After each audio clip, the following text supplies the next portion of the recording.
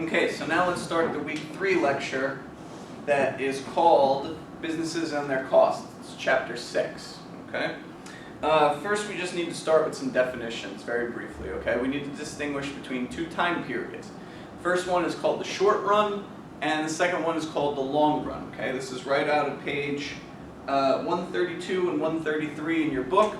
The short run, as defined by neoclassical economics, is simply a time period in which producers are unable to change the quantity of some but not all of the resources they employ. Okay? So what does that mean? Let's boil it down into something a little more easy than that, right? The short run is basically just a time period when a firm has one factor of production, land, labor, or capital, okay? It's a time period in which one of those is fixed. Now, they do slide in an assumption in chapter 6. What they always assume, neoclassical economics that is, they always assume that the factor that is fixed is capital. Okay? So in the short run, capital is fixed. Okay? So that's what holds back a firm in the short run from being able to produce whatever it feels like it wants to. Okay? Is the fact that its capital stock is fixed. It can hire as many workers as it pleases, but its capital, the amount of machines it has, that's fixed. Okay? On the other hand, in the long run, that's a time period in which the firm can choose to change all of its factors of production. So it can choose to change land, labor, and capital. Okay? What we're saying there is really nothing more than the fact that in the long run, firms can now add or subtract capital from their operations. Okay? So they can build more plants, add more machines if they feel like it. Okay? So that's the first definition we needed to cover. The second definition, well, the second group of definitions, is at the bottom of page 133 and the top of page 134, okay? The first definition we need to talk about is called the total product, okay? The total product is simply the total amount of output the firm is able to produce, okay? Your book describes it as the total output of a particular good or service produced by the firm. It's really just the total product. It's simply what the firm is producing. Whatever it produced, that's its total product, or its total output, okay? Now, beneath total product on page 133 is a definition called marginal product. Marginal product is simply, imagine you have, well, I'll give you the definition, then we'll do an example. Marginal product is how much extra output is created by increasing a worker by one, okay? So as an example, let's say you're a firm, right? You're a business, and you produce 10 pairs of sunglasses per hour with one worker, okay? So your total product is 10, and you have one worker. Now, let's say you add a second worker, okay? So now you've increased your employment, your labor force by one worker. And let's say your total product goes up to 15 sunglasses. Okay, you were producing 10, now you're producing 15 in an hour. The marginal product of that second worker is 5. Okay, 5 pairs of sunglasses. You added one worker, and they produced 5 extra pair of sunglasses. So the marginal product is simply how much extra output is made by adding one worker. Okay? Finally, there's average product. Average product is just, on average, how much each worker is producing. So in our fictitious sunglasses example, okay, you had, let's say you had 0 workers. Well, your output is 0, okay? Then you hire one worker, and they made 10 sunglasses in an hour. Okay, so their marginal product was 10. Then you added a second worker, and their marginal product was 5, because the total product went from 0 to 10 to 15. Okay, the total product went from 0 to 15 with 2 workers. The marginal product of the first worker was 10, while the marginal product of the second worker was 5. Now, the average product is simply the total product divided by the number of workers you have. So in this easy example, it would be 15, right, 15 pairs of sunglasses divided by 2. So that'd be 15 divided by 2. The average product would be 7.5 pairs of sunglasses per worker. Okay? So that's also what's referred to as productivity. Sometimes you hear, the U.S. has higher labor productivity than China, right? Which we do. The U.S. is the most productive country in the world. In that event, what we're talking about is labor productivity. We're talking about the average product. On average, an American worker produces more than a Chinese worker. Okay? We do the most in the world. Germany, Japan, China, whatever. The U.S. is the highest in productivity. At least last time I checked. It's been a year or two, but we had a pretty big lead. Okay, so that is the concept of average product. Okay, so now we have 3 definitions. We had the short run and the long run, and now we have marginal product, total product, and average product. Okay? Now, let's talk about the law of diminishing returns. Okay? They say it's a law. One might dispute that. A lot of countries that specialize in manufacturing appears to not be subject to diminishing returns. So whether it's a law or not, the same way there's a law of gravity, right? If I jumped, I'm coming back down. That's a law. Neoclassical economics says this is the law of diminishing returns. Well, it's debatable whether or not that's a law, but as they stated, the law of diminishing returns is the idea that as you add more and more units of labor, the amount that's added to the total product will eventually go down. Okay? The easiest way to think about this is the age-old saying, cooks in the kitchen, right? You got too many cooks in the kitchen. As you put more and more people into a factory, okay, eventually you reach some point where they're all getting in each other's way. They can't be as efficient as they would be on their own, and so what ends up happening is the marginal product, each person's productivity, eventually starts going down. Okay? That leads us to the diagram on page 136, okay, which I've reproduced on the board for you here. Okay? On the horizontal axis, we have labor units. Okay? We could even draw in, 1, 2, 3. So this is the first person, the second person, the third person. This will be a fourth person and a fifth person. Okay? On the horizontal axis, we have labor units, and on the vertical axis, we have total product. Okay? Just how much stuff the factory is producing at this time. Okay? And the easiest analogy, the easiest way for me to show this to you, okay, example, is just think about cooks in a kitchen. Okay? So, let's start talking about this diagram, and I'll label the curve. The curve is the total product curve. Okay? So, at the very beginning, let's draw it down to 0.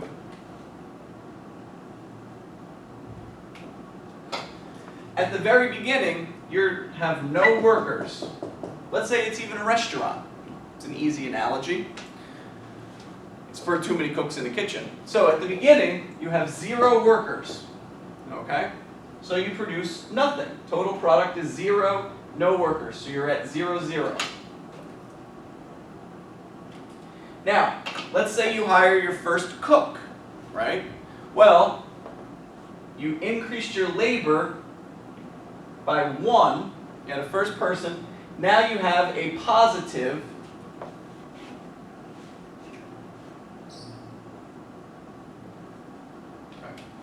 just wanted to make that a little better. Now you have a positive marginal product, okay? That person is actually producing something, okay? They're now making meals to go out to the tables and whatnot, okay? So, you add 1 unit of labor, they actually produce a couple meals, so now your total product has gone up. Let's say they produce 5 meals every hour, just making the math really easy, okay? So if they produce 5 meals every hour, their marginal product is 5, and your total product is 5, okay? As you increased your number of labor units, your marginal product and your total product went up, okay? Now, let's say this restaurant's finally open, you have 1 cook, this is great. You want to go out and you think you could really expand your business. You have good recipes. Well, who would you hire? You're not going to hire the worst chef. You want to hire the best chef, the most productive chef, right? You go out, you hire Bobby Flay or whoever, Mario Batali, some celebrity chef, a person who's really, really good at cooking. Although one might debate whether celebrity chefs are good at cooking or not. They're probably good at making TV shows and not actually being a productive cook. I digress. The point being, if you hire some big New York, chef, you would expect them to be pretty productive. So whereas maybe this first person was me, right? Now you've hired Bobby Flay, okay? I'm a fairly good cook. Bobby Flay is most likely a much better cook than me. He probably has a higher productivity. So he can produce 10 dishes every hour, okay? So his marginal product is higher than mine. My marginal product, I was able to make 5 dishes per hour. Now Bobby Flay is able to make 10 dishes per hour, okay? So what you end up seeing here is marginal product is going up and total product is going up at an increasing rate, okay? Here we had 5, right? So the slope is positive. But now the slope is starting to get more positive. It's becoming higher, okay? Then let's say you add a third cook, right? You hire Mario Batali or some other celebrity chef, right? Emerald. They're even more productive than Bobby Flay, okay? Let's suppose, okay? They can make 15 meals an hour, okay? So I was making 5, Bobby Flay made 10, Emerald makes 15. So he has a higher marginal product. So as the marginal product goes up, so does the total product. As the marginal product goes up, 5, 10, 15, the total product curve begins to become steeper and steeper, right? Because there was first 5, then 5 and 10, which is 15, so 5, 15, and then if you tack on Emerald, 5, 10, and 15, then that becomes 30. So our total product has gone from 5 to 15, now to 30, okay? It goes up at an increasing rate, right? 5, 15, 30. The reason that's happening is what we call the increasing marginal returns, okay? As the marginal product is going up, it's going up at an increasing rate. So we call it increasing marginal returns, right? You make an investment in a person, in a worker, and their return, okay, is increasing at the margin, right? I produce 5, Bobby Flay produces 10, Emerald produces 15. So what that causes is, for me, I have my 5. This is the total product. I have 5. That's total output. It's just 5. Then you add in Bobby Flay. 5 plus the 10 of Bobby Flay is 15 total. And then Emerald can make 15 meals an hour. So it's my 5, Flay's 10, Emerald's 15 per hour. 5, 10, and 15 is 30.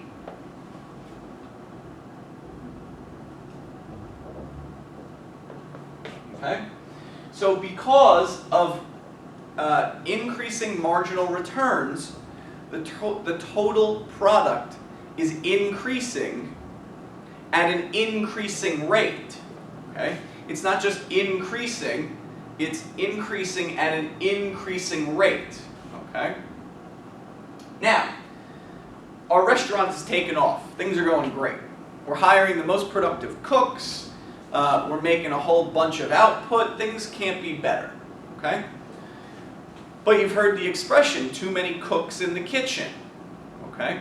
Or if we want to generalize this now, there's too many people working in a factory. Okay? Because remember, we're in the short run. So our capital is fixed. Okay? If in a restaurant, your capital would be your frying pans, your stoves, your ovens, things like that. Okay? In a factory, it would be the various machines. Those are all fixed now. Okay? So, you've hired the best cooks or the best workers to produce whatever, cars, steel, etc. Now, you want to still hire more workers, but it turns out they're not going to be the most productive ones, and you're starting to run out of room to put them. Okay? So, as you add a fourth laborer, you're going to add a fourth to labor. Okay? Right here, if you look at this slope, right? This slope, instead of going up, it's starting to flatten out. Okay? Why is that? Well, suddenly now, let's say you hire yourself, whatever. Okay? Let's pretend you're not a very good cook. I don't know, whatever. Okay? And, or at least you're not as good as Emerald and Bobby Flay. And there's so many of us all working in the same kitchen, we're starting to bang into each other, right? We're dropping pots and pans, we're yelling at each other. I need to use a frying pan, but you need to use a frying pan, okay? So, this slope right here is what we call the law of diminishing returns, okay? As your book says on page 134, at some point, the marginal product will begin to decrease, okay?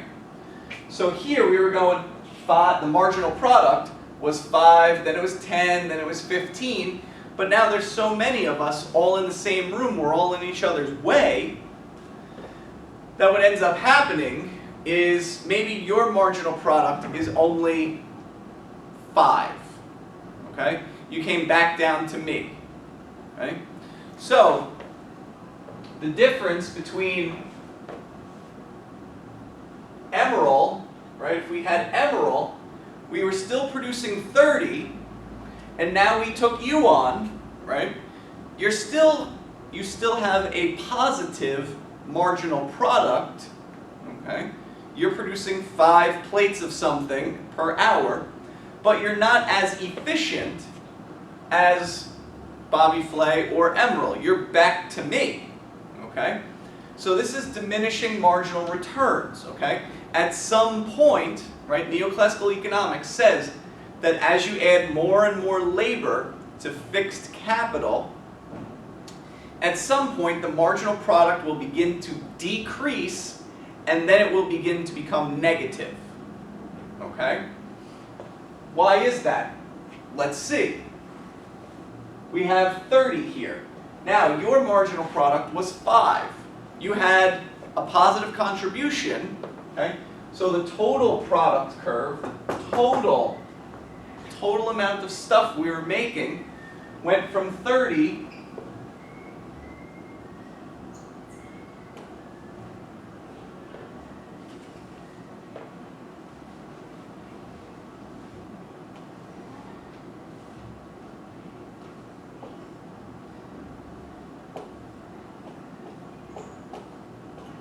Obviously, I just erased it to keep it neat. That's TP for total product.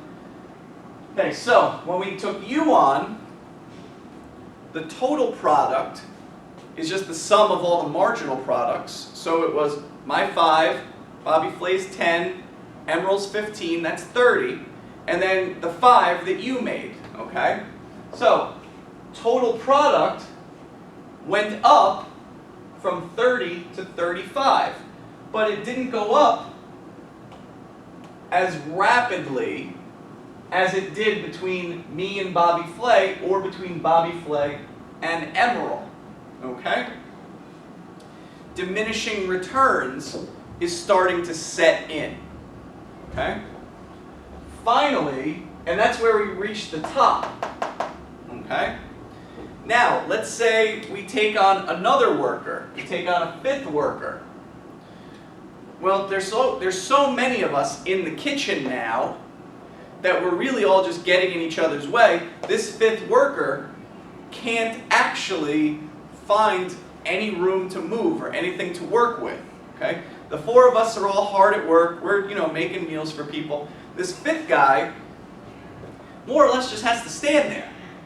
He wants to jump in and start cooking, but there's nowhere for him to go. It's literally too many cooks in the kitchen, okay? Or if you imagine a factory, right? The assembly line is too crowded, okay? So his or her marginal product is now 0, okay? They can't do anything. You hired a worker and they're not contributing anything to the production process. So since their marginal product is 0, what ends up happening now is that the total product stays at 35, okay? So we've flattened out, we've reached the top, if you will. This restaurant, it would appear, is only able to produce 35 meals per hour. Or if it's a factory, we're only able to produce 35 cars per hour, okay? Because there's suddenly too many people on the assembly line. Now, let's say it's poorly run, it's a poorly run restaurant. And let's say we hire a 6th worker.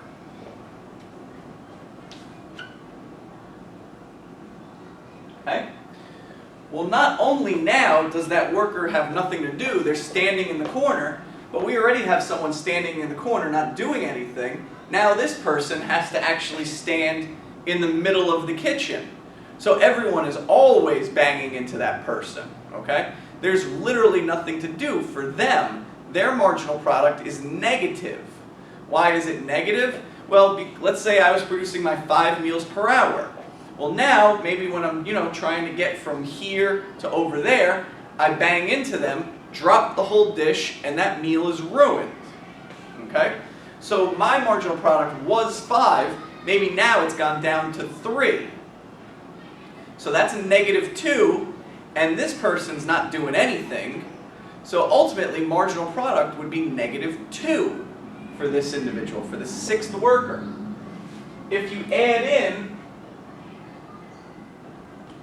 a marginal product of -2, what ends up happening is the total product starts going down, okay? As you see, from 1 to 2 to 3 to 4 to 5 to 6, here in this section, we have increasing marginal returns. Then from workers 3 to 6, we have what's called the law of diminishing marginal returns, okay? From 3 to 5. From 3 to 5, we have diminishing marginal returns. From 5 to 6, you have negative marginal returns. Why? Because now that 6th worker, their marginal product is -2, okay? So if you add in -2, we had 5 for me, 10 for Bobby Flay, 15 total, then 15 for Emerald, that was 30, then 5 for you, which was 35. Then the 5th worker produced nothing, so that's still 35. But now this 6th worker is producing -2 meals, which means our 35 has now become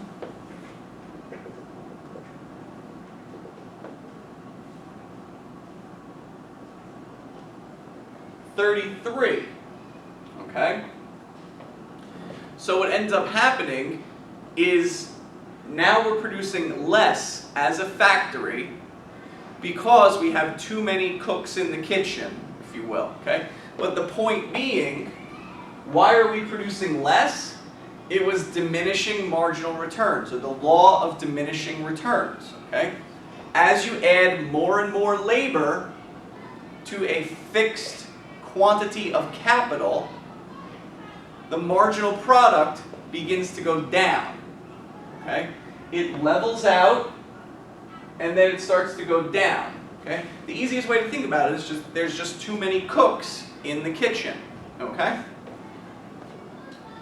So that's what this diagram is. It's the total product curve, and what it's trying to show you is how increasing marginal returns, okay, increasing returns can turn into diminishing marginal returns because of the law of diminishing returns. Okay? So the law of diminishing returns is a very important concept to grasp here.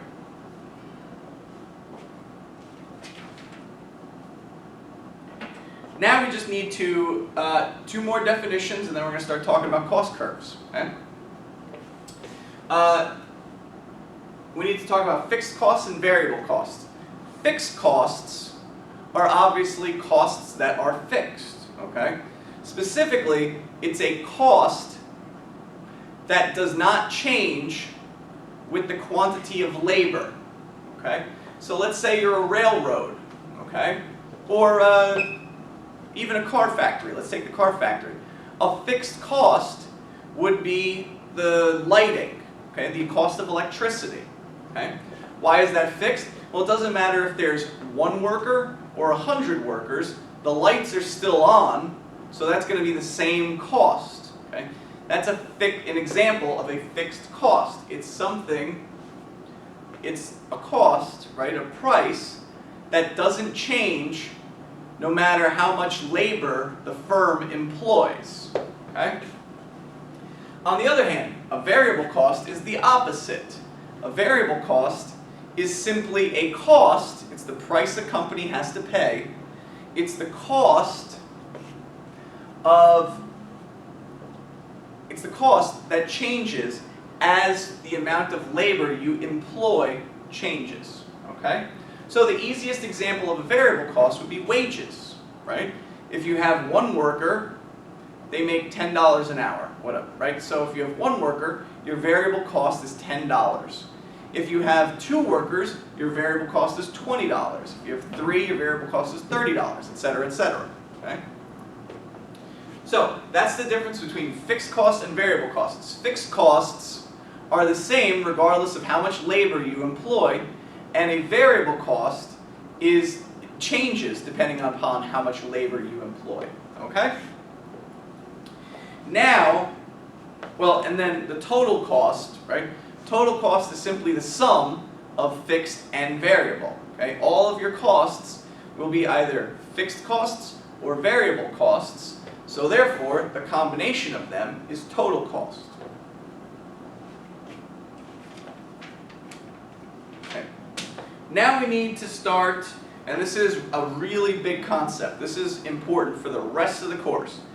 The picture, the graph on page 139 of those 4 cost curves, where it's marginal cost, average total cost, average variable cost, and average fixed cost. You need to have those down. Specifically, you need to understand why they are shaped the way they are shaped. Okay? That's what we're going to go over right now. Okay? And then the intuition, it comes after it on page 140, 141, 142. Okay? it tells you why they're shaped the way they're shaped, but we're going to go over it right now. This is very big because this will be all of the cost curves for all firms, whether it's perfect competition or monopoly or oligopoly, which we're going to look at in the last week. Okay? Neoclassical economics assumes that all firms have the same cost curves, which, in my opinion, my humble opinion, is an incredible weakness of neoclassical economics. Okay? In the real world, firms do not have the same cost curves. It's what separates Microsoft from Billy the farmer in Clementon, New Jersey. Okay? Those are two completely different people. Or to take it even a step further, it's what separates Microsoft from a goat herder in Mongolia. Okay? In neoclassical economics, it's assumed that Microsoft and a goat herder in Mongolia have the same cost curves. I'm not the one who came up with the theory, don't shoot the messenger. I think that's an incredible weakness, and a lot of other people do too. But for now, we're going to act as if all firms have the same cost curves, because we're going over neoclassical economics for now. Okay? So, neoclassical economics, when you're talking about cost curves, it always starts with marginal cost. Marginal cost is the most important curve in neoclassical economics. Why? Because it becomes the supply curve, which we'll talk about down the road. Okay? The supply curve, you know, with demand and supply, that supply curve is actually the marginal cost curve. But we're going to see that in the next chapter. Okay? For now, you just need to know that marginal cost is shaped like this. Okay? So why is it shaped like a U? The answer is found in this diagram. Okay? Let's assume you have to pay workers the same amount of money. Okay? So you have to pay each person $10 an hour. Let's make it an easy number. Okay? Each worker makes $10 an hour. On the horizontal axis, we have quantity, and on the vertical axis, we have price/cost. Okay? Your book has cost, and I just put price up there because I mentioned that the marginal cost curve turns into the supply curve. So I want you to start thinking about price and quantity. Okay? So, now, let's say that you have to pay me $10 per hour. I'm the first worker. You have to pay me $10 per hour. Okay? So, my cost, in order to get the first 5 meals out on the table, okay? In order to get the first 5 meals, it costs $10. So the cost for a quantity of 5, okay? Let me make sure you can see that through the podium. Oh, okay.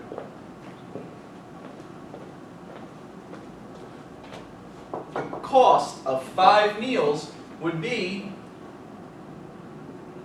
$10. Okay? Well, that's the marginal cost of the first worker. Okay? It's $10, and the output associated with that worker was 5. Okay? Well, how much does it cost to get the next 5? Okay? Just to get the next 5 meals, which would make the quantity go up to 10, right? It would be my 5 plus the first 5 meals that Bobby Flay makes, okay? How much does it cost to get those 5 meals? Well, Bobby Flay also gets paid $10 an hour, right? Bobby Flay gets paid $10 an hour, but he makes 10 meals per hour, right? We said that his marginal product was double what mine was, okay? I make 5 meals an hour, Bobby Flay makes 10 an hour, okay? That's how we got a total product of 15. Now, if he makes 10 meals per hour, how long does it take him to make only 5 meals? It takes him a half hour. Well, if you get paid $10 an hour, then it only costs $5 to make those extra 5 meals. Okay? So, the marginal cost for me, right, it was $10 to get the first 5 meals. Bobby Flay can make another 5 meals in half the time. So it only costs $5 to get him to make the same amount as me. The marginal cost, the amount that he's paying, that the restaurant owner is paying to double the output, is going down. The extra amount went from $10, it was $10 for the first 5, now it's $5 for the next 5. Okay? So the marginal cost went down. Okay, the marginal cost went down. Now, then comes along Emeril. Emeril is even more productive than Bobby Flay, right? Emeril was making 15 meals an hour. Okay? Bobby Flay was making 10, I was making 5. What we end up having now is if Emeril gets paid $10 an hour, right? How long does it take him to make 5 meals? Well, it takes him 20 minutes, right? Because he makes 15 an hour, so how long does it take him to make 5? Well, it takes him 20 minutes. It's a third of an hour. So he only needs to get, so what's the marginal cost of the next 5 meals? Well, it turns out that that would be a third of $10, which is $3.33. Okay? So to get the next 5 meals, to get to 15, it only costs $3 1/3. Okay? It costs $3 1/3. The point is, what we're looking at here is, in the beginning, marginal cost is decreasing. Why is marginal cost decreasing? Because of increasing marginal returns. Okay? Increasing marginal returns is what causes marginal cost to go down at the beginning. That's why it slopes downwards. Okay? Now eventually we come to this point right around here, okay, where marginal cost starts sloping upwards. Why is marginal cost starting to slope upwards? I didn't mean it I didn't mean to possibly insult you. It's because of you, right? Emeril was making 15 meals an hour, so he was able to add 5 meals on for just $3.33. Okay? You had to pay me $10 for the first 5, then you had to pay Bobby Flay $5 for the next 5, and for the third 5th, you only have to pay Emeril $3 1/3. Well, your productivity is exactly the same as mine, right? Your productivity was 5 meals per hour, okay? So in order to get the next 5 meals, in order to get output to go from 15 to 20, the restaurant owner has to pay you $10. So the additional cost, the marginal cost of that is $10.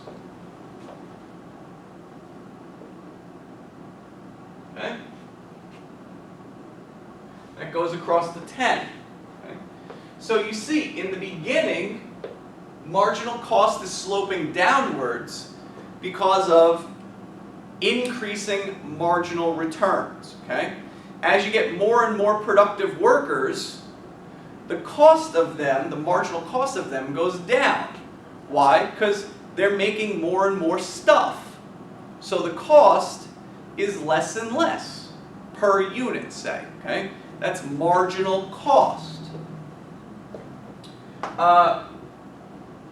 Instead, now, once diminishing returns has set in, once the law of diminishing returns has set in, now the marginal cost curve begins to slope upwards.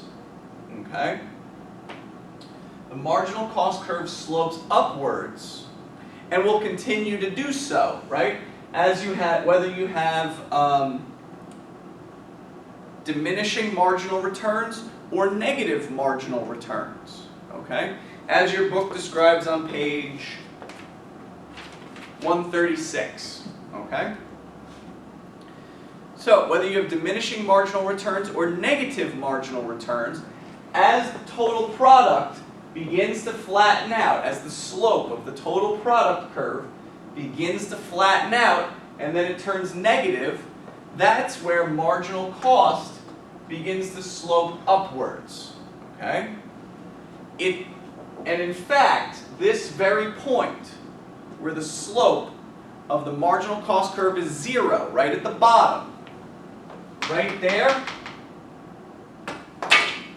that point corresponds to right here, where the law of diminishing returns begins to set in, okay?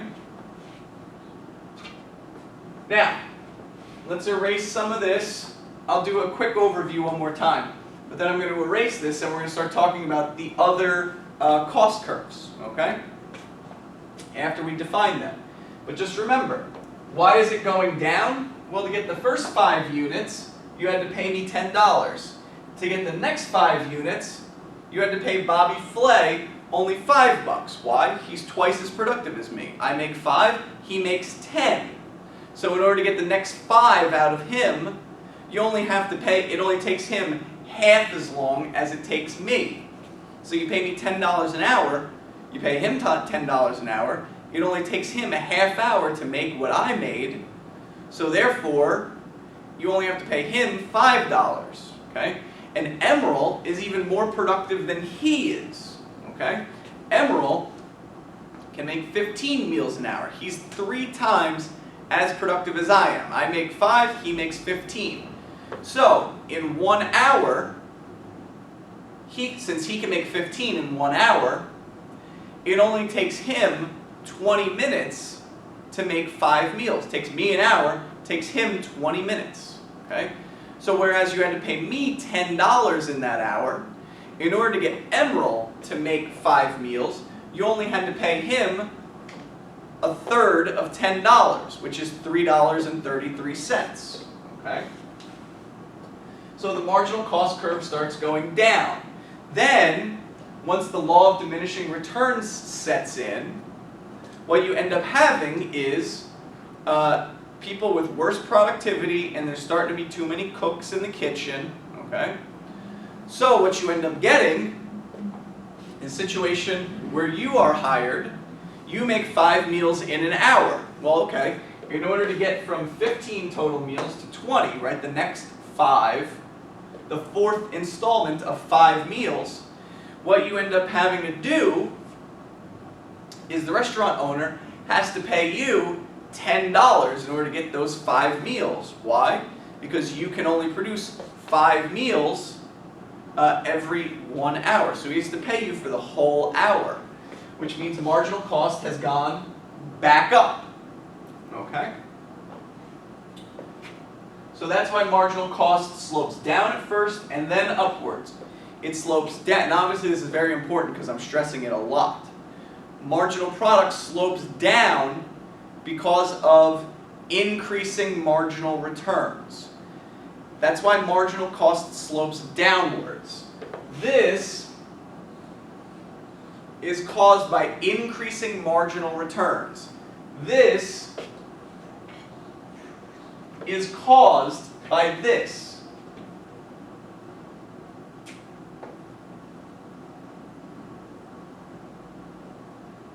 Okay? This section of the total product curve is why the marginal cost curve slopes downwards. Then, once the law of diminishing returns sets in,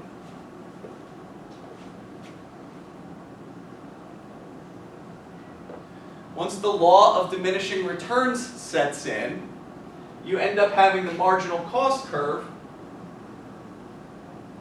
slope upwards. Okay? So, downward sloping marginal cost curve, increasing marginal returns.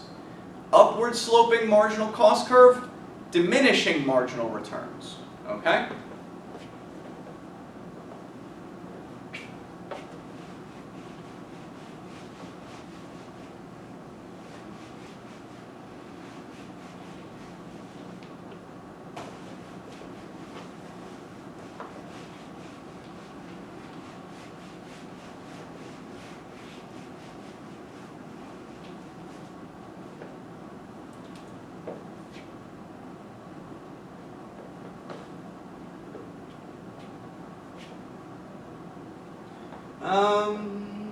Yeah, okay. Now, let's just start with average fixed cost, because that's very easy, okay? Average fixed cost is simply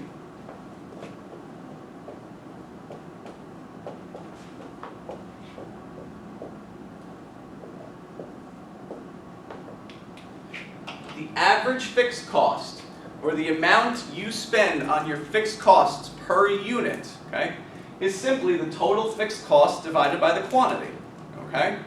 So, remember, total fixed cost. Basically, this is how much do you spend on electricity, right? On lighting, things like that. Well, your total fixed cost is exactly that. It's fixed, okay? Right now, we're looking at average fixed cost, okay?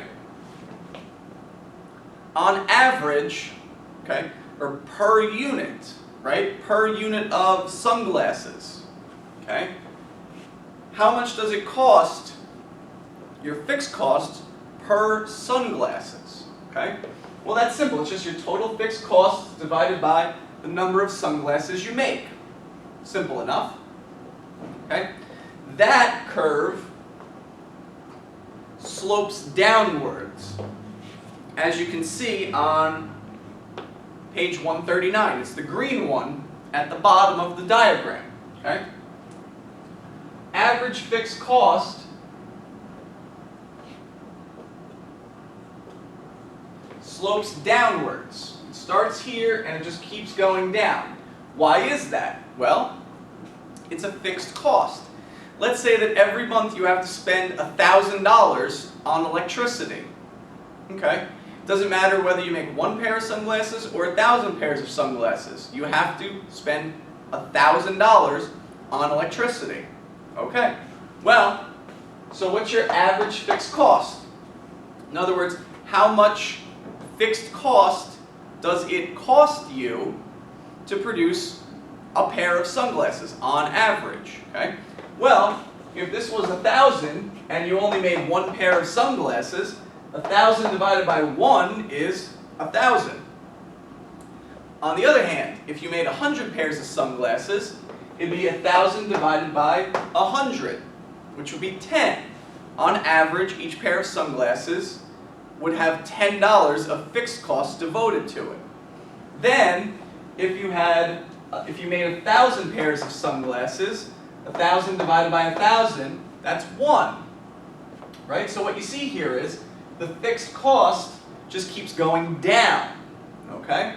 So the average fixed cost curve is a pretty simple one. Okay? Average fixed cost curve declines because as you produce more stuff, as your quantity goes up, as the denominator increases, right? the numerator is constant, the denominator goes up, and we all remember just from, what, the 5th grade, that if you have a constant in the numerator and the denominator keeps going up, the resultant will keep becoming smaller and smaller and smaller, okay? As a result, the average fixed cost curve keeps going down and down and down, okay? Now, let's redraw our marginal cost curve up here.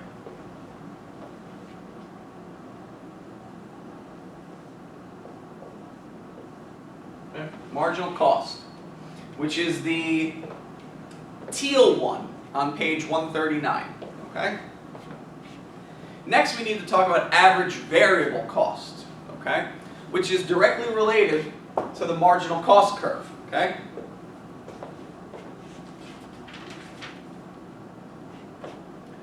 The average variable cost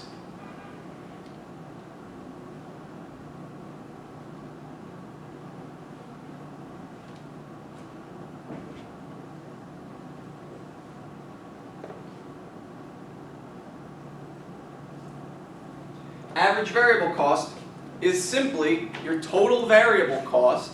So it's, your wage bill per se, right? The wage bill is how much you have to pay to workers divided by the quantity, okay? So if you have one worker at $10 a piece, then he or she, right, well, your wage bill, your total variable cost will be $10. If you have 2 workers at $10 a piece, your total variable cost will be $20, $30, $40, etc. Okay? So, your total variable cost can change, but so can your output, so can your quantity. Okay? So, we have our marginal cost curve. The average variable cost, okay? On average, how much does it cost? How much variable cost do you have to dedicate on average to producing a pair of sunglasses or a meal? Okay? Well, let's look at this. From here to here, our marginal cost decreased, right? And let's say for the first meal, right? For the first meal, it costs $2, right? For the second meal, it costs $1 to make. For the third meal, it costs 50 cents to make. Okay? And an easy example of that would be, think about how much it costs to make Microsoft Windows, right? The research and development you have to put into it in order to make the first CD is probably $1 million, right? Maybe more. Probably a lot more. Okay? So that first CD costs you $10 million. But the second CD costs you 3 cents, right? Because all you have to do is now you just have to get another CD, put it on that one, go. Get another CD, put it on that one, go. So your marginal cost is falling, okay? As the marginal cost falls, the average variable cost falls, okay? In order to produce all of our meals, right? In the beginning, the marginal cost curve was falling. Which means that on average,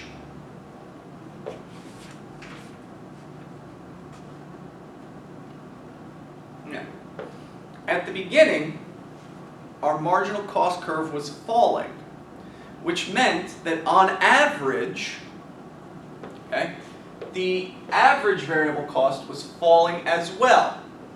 An easy way to think about this would be your exam grades, right? Let's say you start with 100, okay? You start with a 100 in this class, let's say. Then your next exam is a 60. Well, that pulls it down, right? Your marginal exam score was a 60, which pulls your average down. Then your next exam was a 0, right? Your marginal cost or your marginal exam scores went even further down. Well, that pulls your average much lower, okay? That's why average variable cost begins falling, okay?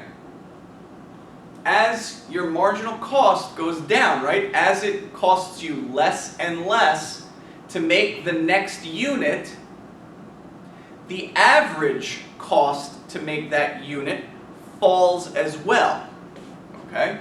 So as the amount of money it costs you to make your sunglasses goes down, right?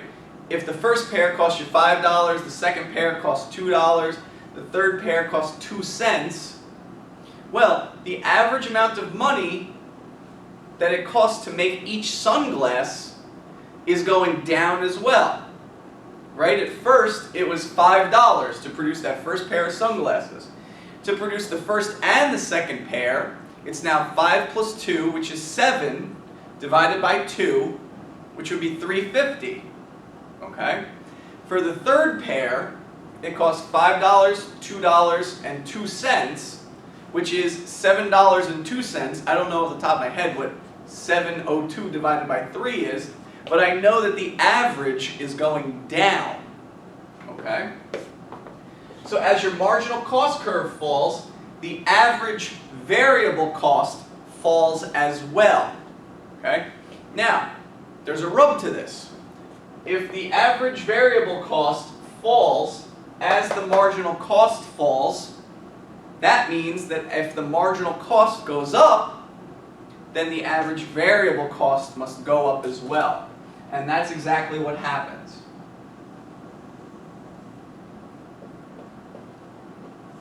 Okay? As the marginal cost curve goes up, the average variable cost goes up as well. And in fact, the marginal cost curve splits the average variable cost right at its minimum. Okay, the lowest point that the average variable cost curve hits is right where the marginal I'll say it again. The average variable cost, its lowest point is where it intersects the marginal cost curve. Okay? So here is as low as it can get, right there. And that just so happens to be exactly where the marginal cost curve hits it. Okay? Which is an easy concept to actually think about. Because if your exam scores were, let's say, 80, then 70, then 60, right? Your average was falling from 80 to 75.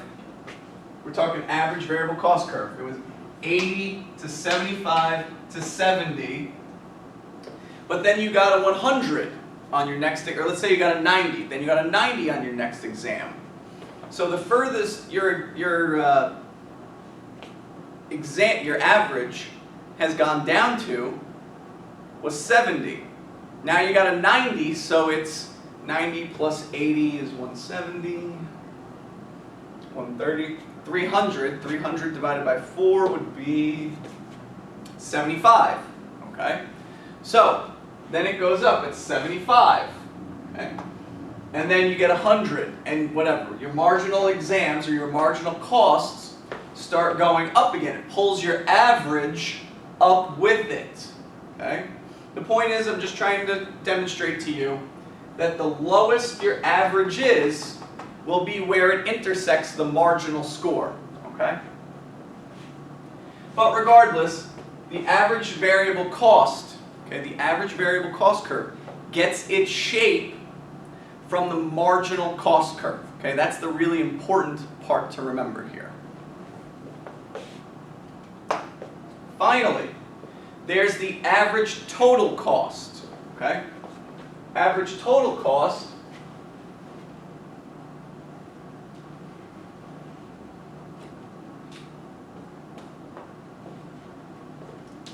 remember, I mentioned earlier when we were doing our definitions, total cost is equal to fixed cost plus variable cost. Okay? Well, now we're just looking at average variable cost, or average total cost. If we add in an average here, then we just look at average fixed cost, average variable cost. What we're saying is now,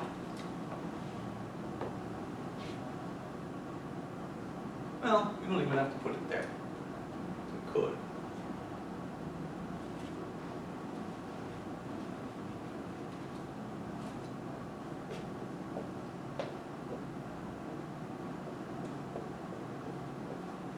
Okay? The average total cost is simply the addition or the summation of two curves, the average variable cost and the average fixed cost. If you put this and this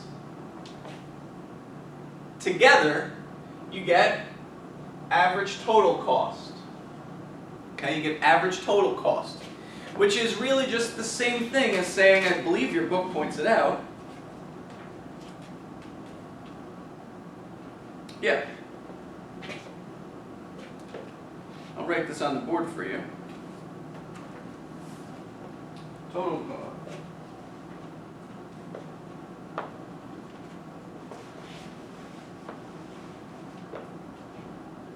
Average total cost. Total cost.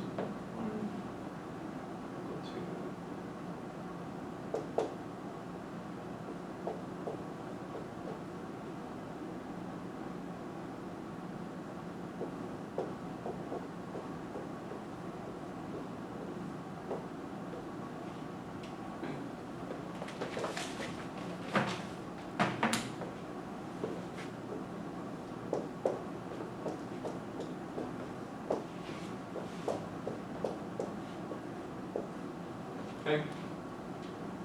This total fixed cost divided by quantity, that's simply average fixed cost.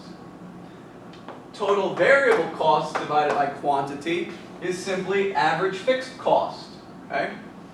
The two of those combined is your total cost, right?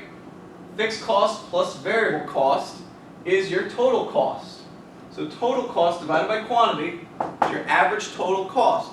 But it's even easier probably to just memorize that this curve, average total cost, is simply the combination of average variable cost and average fixed cost. Okay? You put those two together, you get average total cost. Okay? Like I mentioned, the really important curve up here, they're all important, but the really important one is the marginal cost curve. Okay? It's this one. The marginal cost curve is what becomes the supply curve. Okay? So that's really important because as you can see, right, average fixed cost, it just declines because it's a fixed cost.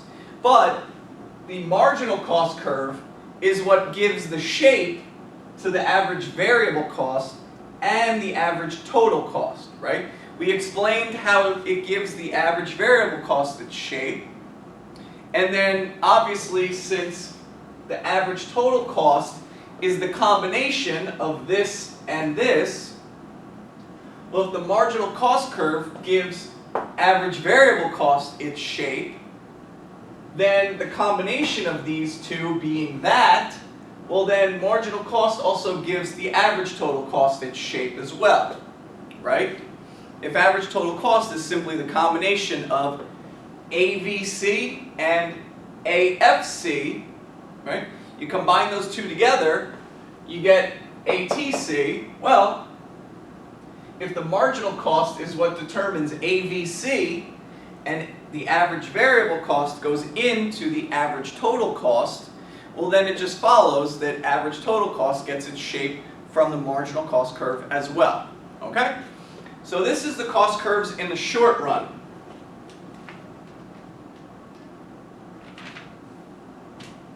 Okay?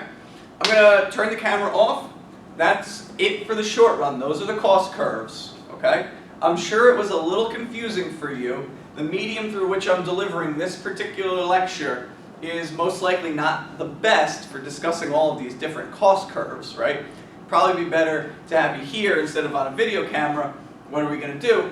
At least you can always keep rewinding it and looking at it. And if you have any questions, as always, feel free to email me. Okay, I always answer you back very quickly and very thoroughly. Okay, especially on topics like this. I'm sure you have some questions. Okay, the more you work with it, the easier it will get. You'll see. You know, I mean, I can tell it to you now. It's something you really have to experience. But this is all of the cost curves for the neoclassical model. This is all you really need to learn, because for the most part we're going to be working with the short run. Okay? Now I'm going to turn the camera off. When I come back, we're going to talk about the long run cost curves. Okay? We're going to talk about cost curves in the long run. It's not very complicated at all. It's actually quite easy. Okay? So I'm going to do that now, and then we'll be done with week 3.